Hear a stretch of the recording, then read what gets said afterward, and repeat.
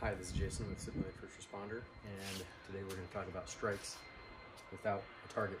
So we just did this video on using bob as a target and striking dummy.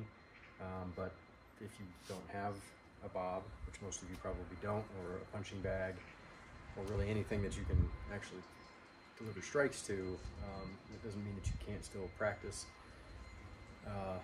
in a fairly small area until you can get to a place, a class, or when life gets back to normal, picking up a bob or something to target. So I'm going to show just a little drill that I do. Again, I can't emphasize enough, this is a drill. This is just something to help keep my body's muscle memory moving with the kind of strikes that we practice. And it's also, depending on the speed that you do it with, you can do it faster to get a cardio workout. You can do it slower just to sort of feel the body mechanics to it. And these are the main strikes that I practice. So it's best to do in front of a mirror, so that you've got both a targeting, something that you can look at. You can see where your strikes are landing, something that you can look at. It helps train your brain to be throwing strikes at a body, even if it's too far away to actually hit.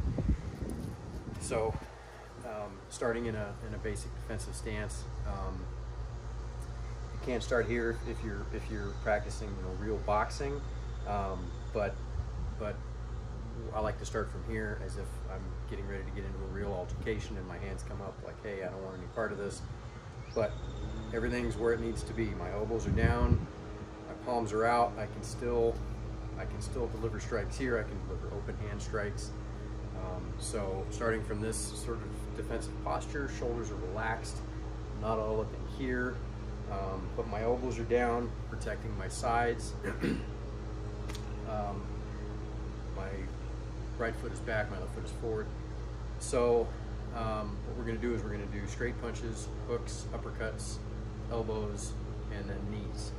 And it goes something like this. And lining your punch up with your reflection in the mirror, or just something in front of you, just throwing strikes out without looking at anything or picking anything to gauge where you're striking isn't a good idea, because you're never able to focus in on something to hit, which when you start practicing real striking, you want that to come automatically. You don't want to have to think about it. So again, hands are here, so we're going to go left jab, right cross, left hook, right hook, left uppercut, right uppercut, left elbow, right elbow, and then as if we're grabbing, right knee, place it back, left knee, place it back. Okay, a little bit faster, looks like this.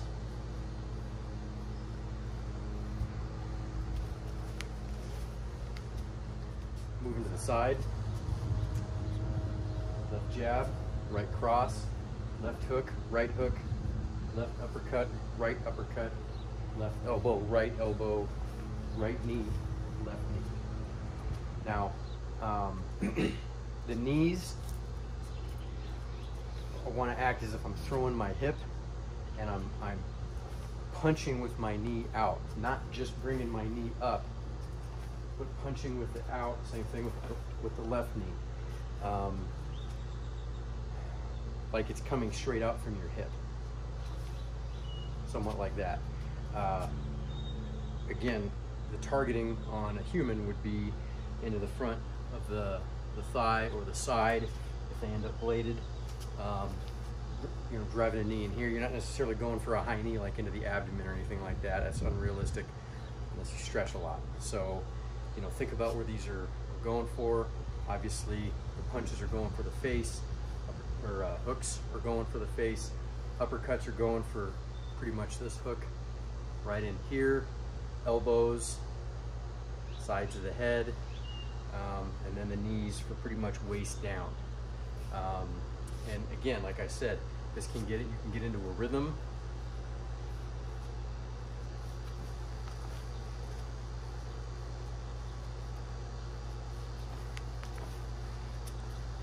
each body movement feeding into the next body movement. It's not a series of one strike or separate strikes. This turns into this, turns into this, turns into this, and you can see how, much like on our Bob video, everything was feeding what I call complementary action. One body move turns into the next, turns into the next, and keeping everything stays in here, right? My hands never drop. I never drop my hands down to here. I'm here,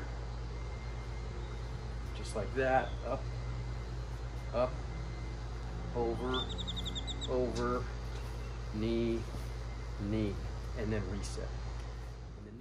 So the next thing that you can do, if you do have a little bit more space and you want to make this a little bit more of a live training session, is using your footwork.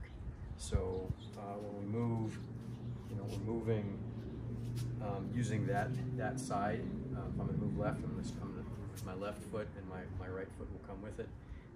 The same thing, if I'm going to move this way, I'm going to move with my right foot first and deliver whatever strikes I'm going to practice. So what you can do with this drill is, once it begins to be more fluent and maybe you're getting bored with it, you can move after each thing and just practice moving, striking,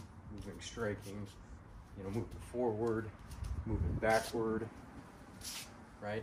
The other thing that you can do is to run through the whole drill.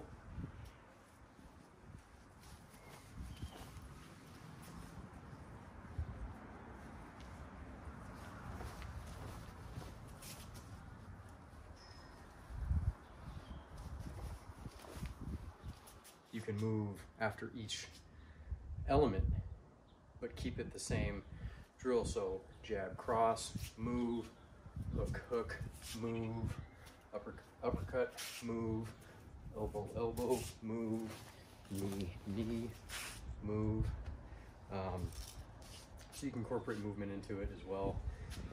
If you've got something that you want to move around and target, using it as a radius point, that's not a bad idea. So just some different ideas on how you can incorporate movement into the strike.